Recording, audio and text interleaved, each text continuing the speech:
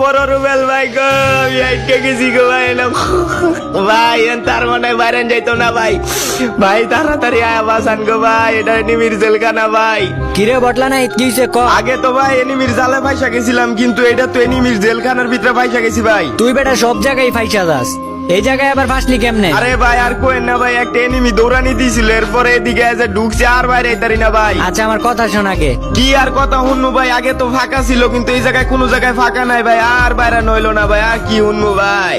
আরে বেটা আমার কথা তো শোন আগে। কি আর হুন্নু ভাই, এটা তো এনিমির জেলখানা, আপনি জানগা ভাই। আচ্ছা ঠিক আছে আমি জায়গা তাইলে। আরে ভাই সত্যি সত্যি গেতাছেন গা ভাই, দাঁড়ান ভাই এইদিকে আইন, একটা কাছে একটা কথা শুনেন।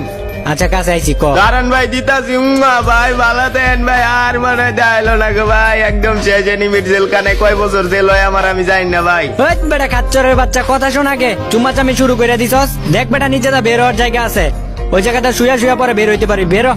আরে আসলে তো ভাই আমি ঢুকে গেছেন গে ভিতরে ভাই, তার মানে আমি ওরে বাইরে তার ওরে ভাই, হ ভাই দেখছেন আমি বাইরে যেতে পারতাছি ভাই, আপনি তো কি দেখাইলেন ভাই মাথা